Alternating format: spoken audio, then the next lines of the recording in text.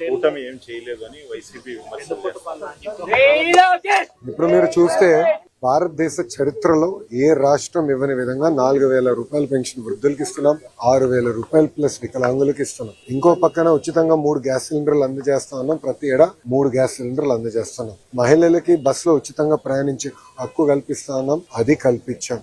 ఇంకో పక్కన మీరు చూస్తే తల్లికి వందనం కింద ఇంట్లో ఎంతమంది బిడ్డలుంటే అంతమంది బిడ్డలకి డబ్బులు వేస్తా ఉన్నాం. మొదటి విడతేసాం, రెండో విడత జూలై మాసంలో వేస్తున్నాం. ఇంతేకాకుండా మత్స్యకారుల సేవలో వాళ్ళకి డబ్బులు మొన్న వేసాం. ఆటో వాళ్ళ సేవలో డబ్బులు త్వరలో వేయబోతున్నాం. అన్నదాత సుఖీభావ కింద ప్రతి ఏడా కేంద్ర రాష్ట్ర ప్రభుత్వం కలిసి 20,000 రూపాయలు వేస్తాను, అది వేసాం. ఇట్లా ఇచ్చిన హామీలని ఒక పద్ధతి ప్రకారం నిలబెట్టుకుంటూ వెళ్తున్నాం. గౌరవ పులివెందుల శాసనసభ్యులు బెంగళూరులో కాకుండా ఆంధ్ర రాష్ట్రంలో నివసిస్తే వాస్తవాలు తెలుసుకునే అవకాశం ఉంటుంది. ఆయన సొంత నియోజకవర్గంలో నివసించారు. ఆయన చూస్తే బెంతాహే అని పేరు పెట్టారు. అంటే బెంగళూరులో ఉంటాడు, తాడేపల్లిలో ఒక రోజు, హైదరాబాద్ లో మిగిలిన రోజు. అలా ఉంటే వాస్తవాలు ఎటు తెలుస్తుంది? రాండి, ఫీల్డ్ లో తిరగండి, వాస్తవాలు తెలుసుకోండి. ఎక్కడ అరకొర తప్పులుంటే తెలియజేయండి, సరిదిద్దడానికి ప్రభుత్వం సిద్ధంగా ఉంది. అంటే సరళలో భాగంగా మా ఓట్లన్నీ తీసేస్తున్నారని వైసీపీ ఆందోళన చేస్తుంది. అయ్యో, ఎవరు ఓట్లు తీయాల్సిన అవసరం మాకు లేదు. మేమే ఇన్వాల్వ్ అయ్యి అందరిలో ఓటు నమోదు పకడ్బందీగా జరగాలనేది మా పార్టీ కూటమి లక్ష్యం.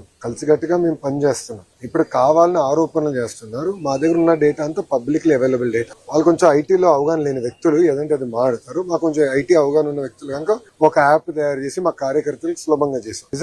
విజనరీకి చాలా తేడా ఉంటుంది సార్. ప్రిజనరీ ఎప్పుడు ప్రిజన్ వైపు అంటే జైలు వైపు చూస్తాడు. రౌడీలు ఉంటారు ఆయన చుట్టూ, మహిళల్ని తిట్టే వాళ్ళు ఉంటారు, మహిళల్ని కించపరిచే విధంగా మాట్లాడే వాళ్ళు ఉంటారు. ఎవరైతే గతంలో దాడులు చేశారో ఒక వ్యక్తి పైన 25 కేసుల వ్యక్తి ఏదో దేవుడు లాగా చూపించే వాళ్ళు.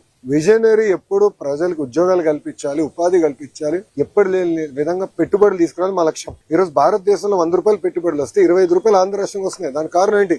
బ్రాండ్ సిబిఎన్ పెద్ద ఎత్తున పెట్టుబడులు తీసుకొస్తున్నాం, ఇంకా తీసుకొస్తాం. అన్ని అయిపోయింది అనట్ల, ఇంకా చేయాలి. మాలో కసి ఉంది. అంత యంగ్ కేబినెట్, యంగ్ శాసనసభ్యులు ఉన్నారు. పనిచేయాలని తపనుంది. మీరందరూ చూస్తున్నారు. గౌరవ ముఖ్యమంత్రి గారు కూడా 76 సంవత్సరాల వయసైనా ఆయనే హాయిగా కొబ్బరికాయ తీసుకుంటారు, కిందనే కొడతారు, సైకిల్ ఎక్కుతాడు, ఆయనే దొక్కుతాడు.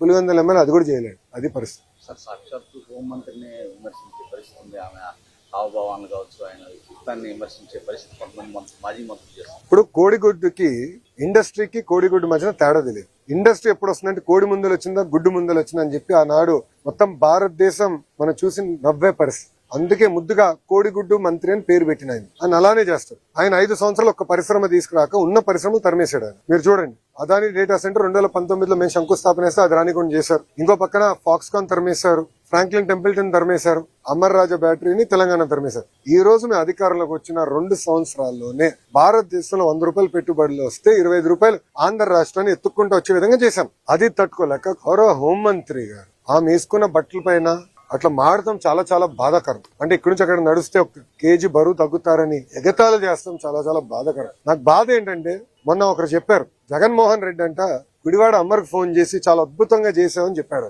అంటే ఎక్కడ పోతున్నారండి వీళ్ళు? జగన్మోహన్ రెడ్డి గారు నేను సూటిగా ఒక విషయం ప్రశ్నిస్తాను. ఇదే విధంగా మేము భారతిరెడ్డి గారి గురించి మాట్లాడినా, మీకున్న 2 కూతుర్ల గురించి మేము ఇదే విధంగా మాట్లాడితే మీరు ఇట్లనే మాకు ఫోన్ చేసి సభాష్ బాగా మాట్లాడని చెప్తారా? సూటిగా ప్రశ్నిస్తాను. ఇదేనా మీరు మహిళలకు ఇచ్చే గౌరవం? అధికారంలో ఉన్నప్పుడు మా తల్లిని అవమానించారు, బ్రహ్మణిని అవమానించారు. మేం తిరిగి అధికారంలోకి వచ్చిన తర్వాత మా కార్యకర్త పొరపాటున భారతిరెడ్డి గారి గురించి ఒక మాట అంటే సోషల్ మీడియాలో పోస్ట్ చేస్తే అతను క్షమాపణ చెప్తామే కాదు, అతన్ని జ్యుడిషియల్ రిమాండ్ పంపించిన ఘనత కూటమి ప్రభుత్వాన్ని. అది మాకు మహిళల పట్ల ఉన్న గౌరవం. ఇప్పుడు ఒక రౌడీ షీటర్ కి, ఒక ఫ్యాక్షన్ కి, ఒక గొడ్డలి పార్టీలో ఉన్న గొడ్డలి బ్యాచ్ కి మహిళల్ని గౌరవిస్తానే తెలియదు. అందుకే చెప్పా, జగన్ పేరులో జీ అనేది ఉంది కదే, గొడ్డలి. సొంత బాబాయిని లేపేశాడు. ఇట్లా వాళ్ళు ప్రజలను అవమానిస్తూ, మహిళలను అవమానిస్తూ, సొంత కుటుంబ సభ్యుల్ని చంపేసే పరిస్థితి వాళ్ళది. ప్రజల పక్షాన్ని నిలబడి మహిళల గౌరవం నిలబెట్టే సంస్కృతి మాది. థ్యాంక్ యూ మా. మీడియా మిత్రులకు ప్రశ్న అడగాలనుకుంటున్నాను, మీరు ఏమనుకోకపోతే. నన్ను మీరు ప్రశ్న అడుగుతారు, కానీ పులివెందుల ఎమ్మెల్యే వైజాగ్ వెళ్ళినప్పుడు మీరు ఒక్క ప్రశ్న అడిగారే. అంటే మీరు అడుగుతున్నాడా, ఆయన పారిపోతున్నాడా, లేదంటే మీరు అడగరా? సో నేను అన్ని ప్రశ్నలు తీసుకున్నా. ఇది ప్రజాస్వామ్యం. అధికారంలో ఉన్న వాళ్ళు, ప్రతిపక్షంలో ఉన్న వాళ్ళు అన్ని సమాధానాలు చెప్పాలి. కరెక్ట్. ఆయన ఎందుకు చెప్పడబ్బా? దయచేసి అడగండి. ఆయన ఎప్పుడు పారిపోతున్నాడు? 100%. నేను చెప్పిన జగన్ ఎన్ని జనంలో ఎత్తినా డిఎస్సీని ఆపలేడు రాబాయ్. ఎందుకంటే పారదర్శకంగా నేను నడిపించాను. గతంలో పడిన కేసులని తీసుకుని ఏ ఇంజిన్లో పెట్టి ఏ కారణాల వల్ల కేసు పడినాయి, సబర్బాల్ జడ్జిమెంట్, హారిజాంటల్ వర్టికల్ రిజర్వేషన్ అంటే ఏంటి, ఎందుకంటే వెరీ కాంప్లికేటెడ్ సబ్జెక్ట్ అని నేను ముందర నేర్చుకుని స్టడీ చేసి పర్ఫెక్ట్ నోటిఫికేషన్ వేసి భారతదేశ చరిత్రలోనే ఎక్కడి జరగని విధంగా మేము నోటిఫికేషన్ చేసాం. అందుకే 150 రోజుల్లో 16,000 టీచర్ పోస్టులు భర్తీ చేశాం. మళ్ళీ టెట్ ఎగ్జామ్ జరుగుతుంది, డిఎస్సి నోటిఫికేషన్ ఇస్తాం, మళ్ళీ డిఎస్సి ఎగ్జామ్లు జరుగుతాయి, మళ్ళీ టీచర్ అపాయింట్మెంట్లు జరుగుతాయి. దాంట్లో ఎలాంటి సందేహం లేదు. మేము సాక్షి క్యాలెండర్ ఇవ్వట్లేదు, జాబ్ క్యాలెండర్ ఇస్తున్నాం. 10,000 ఉద్యోగాలతో జాబ్ క్యాలెండర్ ఇస్తున్నాం. దయచేసి నిరుద్యోగ యువకులు చెప్తున్నా, there is something called vertical horizontal reservation. First time horizontal reservation అమలు చేశాం. అది తెలుసుకోవాల్సిన బాధ్యత మీ పైన నా పైన ఉంది. ఇది హారిజాంటల్ రిజర్వేషన్ పాటించకపోతే సబర్వాల్ జడ్జిమెంట్ అనేది ఉంది. ఆ జడ్జిమెంట్ అడ్డంగా పెట్టుకుని ఈ వైకాపా పార్టీ మళ్ళీ కోర్టులో వేసి స్టే తీసుకొస్తారు. ఈ వైకాపా పార్టీకి చెందిన నాయకులే 240 కేసులు వేశారు స్వామి. 240 కేసులు వేశారు. దాంట్లో 43 కేసులు ఇప్పటికీ కోర్టు డిస్మిస్ చేసింది, మిగతా అంతా హియరింగ్ చేసింది. నేను పారదర్శకంగా నడిపించాం, మా డిపార్ట్మెంట్ పారదర్శకంగా నడిపించింది, నాకు ఎలాంటి సందేహం లేదు. ఫుల్ ప్రూఫ్ గా చేశాం. అండ్ వాస్తవంగా మీరు చూస్తే 5 సంవత్సరాలు జగన్ అధికారంలో ఉన్నప్పుడు ఒక డిఎస్సీ చేయాల, గ్రూప్ 1 నోటిఫికేషన్ ఇవ్వాల, గ్రూప్ 2 నోటిఫికేషన్ ఇవ్వాల, జాబులు భర్తీ చేయలేదు. ఒక ప్రభుత్వ ఉద్యోగం కూడా భర్తీ చేయలేదు. ఆయన పెద్ద పెద్ద మాటలు చెప్తారు. అసలు ఆయనకేం అర్థం అవుతుంది స్వామి? ఒక డిఎస్సీ చేస్తే వర్టికల్ హారిజాంటల్ రిజర్వేషన్ ఏంటో ఆయనకు అర్థం అవుతుంది. ఒక డిఎస్సీ చేయకుండా, ఒక్క టీచర్ పోస్ట్ ఇవ్వకుండా మా పైన మాడే హక్కు మీకు ఎట్టొచ్చింది స్వామి? మీరు ముందర సబ్జెక్ట్ తెలుసుకోండి. ఆయన ఏమన్నాడు? అసలు ఎక్కడ మేము రిజల్ట్స్ బయట పెట్టలేదు, ఏం లేదు. మళ్ళీ ఆన్లైన్ ఆయనే ఓపెన్ చేసి చూపించాడు ప్రెస్ మీట్లో, మీరు చూసారా లేదు? ర్యాంకులన్నీ మళ్ళీ ఆయనే చదివి చెప్తున్నాడు. మళ్ళీ అది ఎక్కడి నుంచి వచ్చినట్టు? ఆన్లైన్ కదా. అంటే ఒక అబద్ధం 10 సార్లు చెప్పి నిజం చేసాం ఆయన ప్రయత్నిస్తున్నాడు. ఇప్పుడు మళ్ళీ కులం కూడా తీసుకొచ్చాం. దౌర్భాగ్య స్థితి అని అంటే 2014 నుంచి 19 ఇట్లనే వాళ్ళు ఏం చెప్పారంటే ఒకే సామాజిక వర్గానికి చెందిన వాళ్ళందరినీ డిఎస్పీ చేశారు.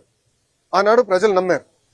వాళ్ళ అధికారులకు వచ్చిన తర్వాత మేము శాసనసభ సాక్షిగా ప్రశ్న అడిగాం, ఎంతమంది డిఎస్పీలు ఆ సామాజిక వర్గానికి చెందిన వాళ్ళని ప్రమోట్ చేశారు? తిరిగి చూస్తే 4-5% ఉంది. మళ్ళీ ఆ రోజు అబద్ధం చెప్పినట్టే కదా వాళ్ళు. ఇప్పుడు కావాలని ఒక పెయిడ్ బ్యాచ్ పెట్టుకున్నాడు, ఒక రిటైర్డ్ పనికిమాల ఐఏఎస్ ఆఫీసర్. ఆయన రాష్ట్రానికి ఎలాంటి పని చేయని వ్యక్తిని తీసుకొచ్చి పెట్టి ఒకే సామాజిక వర్గానికి చెందిన వాళ్ళందరికీ స్పోర్ట్స్ కోటా కింద ఇస్తానన్నారు. ఇప్పుడు మేము బయట పెట్టి ఆ మనిషి ఎక్కడున్నాడు? క్షమాపణ చెప్పాలి కదా, చెప్పమనండి ఇప్పుడని. అంటే అబద్ధాలు చెప్పి మా పైన బురద జల్లి పారిపోతున్నారు. నేను ఇక్కడ నుంచి ఉన్నా కరెక్ట్గా జగన్ ఇంటికి నేను తిప్పి కొడితే 200 మీటర్లు కొట్టలేను. I'm ready for debate any time. రమ్మని చెప్పండి, I'm ready for debate and discussion. అంతేగాని ఏసీ రూముల్లో కూర్చుని మాకు లెక్చర్లు ఇవ్వాల్సిన అవసరం లేదు. వాస్తవాలు ఉంటే బయట పెట్టండి. ఒకటని నిరూపించాడా? అయ్యా 240 కేసులు వేసాం, ఎందుకు ఆపలేదు డిఎస్సీ ప్రాసెస్? పారదర్శకంగా నడిపించాం. స్పోర్ట్స్ కోట కూడా పకడ్బందీగా నడిపించాం. మేము కమిటీ కూడా పెట్టాం. ఎవరికైనా అన్యాయం జరుగుంటే మీరు ఇలా కమిటీకి చెప్పండి. ఆ కమిటీలో సీనియర్ అధికారులు పెట్టి ప్రతి విషయం రివ్యూ చేస్తున్నాం. ఎందుకు వాళ్ళకి రాలేదు కూడా చాలా స్పష్టంగా చెప్తాం. ఇప్పుడు మా అధికారులందరూ టెక్నికల్ పైన ఆన్సర్ చేశారు. అక్కడి నుంచి సౌండ్ లేదు, జగన్ గారి దగ్గర నుంచి సౌండ్ లేదు. మళ్ళీ అదే అబద్ధం చెప్పేదానికి ప్రయత్నిస్తున్నారు. మేము ఇచ్చిన సమాధానానికి దానికి రెస్పాన్స్ మీరు ఇవ్వాలని నేను డిమాండ్ చేస్తాను. మీ అందరూ తెలుసు 2019లో 5,300 ఓట్లతో నేను మంగళగిరిలో ఓడిపోవడం జరిగింది. ఆనాడు ఓడిపోయిన రోజు బాధ ఆవేదన కలిగింది. రెండో రోజు నుంచి ఆ బాధ ఆవేదన నాలో కసి పెంచింది. నేను ఊరూరు తిరిగాను, గడప గడప దొక్కాను, ప్రజల సమస్యలు తెలుసుకుంటాం జరిగింది. నేను ఆనాడు ప్రజలకు ఒకటే రిక్వెస్ట్ చేశాను, ఏ మెజారిటీ అయితే నేను ఓడిపోయానో దాని పక్కన ఒక 0 పెట్టి నన్ను గెలిపిస్తే కొండంత బలం నాకు వస్తుంది. అవసరమైతే అటు పక్కన పవన్ అన్నతో, ఇటు పక్కన చంద్రబాబు నాయుడు గారితో పోరాడి మంగళగిరి కావాల్సిన నిధులు నేను తీసుకురాగలుగుతానని ఆనాడు ప్రజలు చెప్తాం జరిగింది. నా కోరికని స్వీకరించి ఆంధ్ర రాష్ట్ర చరిత్రలోనే టాప్ 3 మెజారిటీ నియోజకవర్గంలో మంగళగిరి 3వ స్థానంలో నిలబడటం జరిగింది. అంటే ప్రజలు నా పైన చాలా ఆశ పెట్టుకున్నారు, పనులు చేస్తారన్న ఒక ఆశతో నన్ను గెలిపించారు. మరుసటి రోజు నుంచి, అంటే గెలిచిన మరుసటి రోజు నుంచే ప్లాన్స్ అన్ని రూపొందించు, తాగునీరు కానివ్వండి, అండర్ గ్రౌండ్ డ్రైనేజ్ కానివ్వండి, ఇప్పుడు ఏకంగా అండర్ గ్రౌండ్ పవర్ ప్రాజెక్ట్ కూడా మొత్తం మంగళగిరి నియోజకవర్గానికి ఏర్పాటు చేస్తాం జరిగింది. ఇంకో పక్కన దుగ్గిరాలకు వచ్చే గల కూడా మీరు చూస్తే మన అన్న క్యాంటీన్ కూడా ప్రారంభించాం. లైబ్రరీలన్నీ కూడా పూర్వ వైభవం తీసుకొస్తున్నాం. మంగళగిరి పట్టణానికి వచ్చి 100 పడకల ఆసుపత్రి కడుతున్నాం. అద్భుతమైన లైబ్రరీని మళ్ళీ తిరిగి ఆనాడు అన్న ఎన్టీఆర్ ఆ లైబ్రరీని స్థాపిస్తే దాన్ని వర్షన్ 2.0 చేసేదానికి నాకు అవకాశం ప్రజలు ఇచ్చారు. అదేవిధంగా 100 పడకల ఆసుపత్రులు కూడా అదే పరిస్థితి ప్రజలు నాకు అవకాశం కల్పించారు. సో మీరు ఎక్కడ చూసినా పార్కులు కానీ, లేకులు కానీ, కమ్యూనిటీ భవనాలు కానీ, చివరికి శ్మశానాల్ని కూడా అభివృద్ధి చేసే దిశగా కూటమి ప్రభుత్వం అడుగులేస్తుంది. 2 సంవత్సరాల్లో పనులు కొన్ని చేసినాం. అన్ని చేసామని కాల్ రిగ్రెషన్ తిరగట్లేదు. చేయాల్సిన పనులు కూడా ఇంకా ఉన్నాయి. కానీ భూగర్భ డ్రైనేజ్ అనేది చాలా కాంప్లికేటెడ్ ప్రాజెక్ట్. ఇంత చిన్న కార్పొరేషన్కి ఎక్కడ భారతదేశంలోనే ఎక్కడ రాలేదు. అది గౌరవ ఎంపీ గారు పెమ్మసాని చంద్రశేఖర్ గారు కూడా స్వయంగా కేంద్ర ప్రభుత్వంతో సంప్రదింపులు చేసి అర్బన్ ఛాలెంజ్ ఫండ్ కింద అటు విశాఖపట్నానికి 3 ప్రాజెక్ట్స్ వస్తే మంగళగిరికి 4వ ప్రాజెక్ట్ వస్తే నిజంగానే మంగళగిరి ప్రజలు అదృష్టాన్ని నేను భావిస్తున్నా. కానీ మంగళగిరి నియోజకవర్గం వాసిగా ఈ ప్రాజెక్ట్ని పర్సనల్గా పర్యవేక్షిస్తాం. నేను కూడా అధికారులు చెప్పాను, అన్ని తవ్వుకుంటా వెళ్ళి మళ్ళీ వర్షాకాలం వచ్చినప్పుడు ప్రజలు ఇబ్బంది పడతాం కాదు. ఎక్కడైతే తవ్వుతారో విత్తిన 7 రోజుల్లో అది మళ్ళీ 100% రిస్టోర్ చేయాలి. End to end black top వేయాలి ఆర్ వైట్ టాప్ చేయాలి. లొకేషన్ బట్టి కావాల్సిన ప్లాంటేషన్ కూడా ఒకేసారి చేస్తే ప్రజలు కూడా ఇబ్బంది పడరని నేను అధికారులు కూడా ఆదేశాలు జారీ చేశా. నా లక్ష్యం ఒకటే, అన్ని రంగాల్లో మంగళగిరి నియోజకవర్గం నంబర్ 1 ఉండాలనేది. దానికి అహర్నిశలు కష్టపడతా. ఎందుకంటే 91,000 మెజారిటీతో ప్రజలు నన్ను ఆశీర్వదించి దీవించి శాసనసభకు పంపించినప్పుడు ఆ నమ్మకాన్ని నేను నిలబెట్టుకోవాల్సిన బాధ్యత నాపైనది.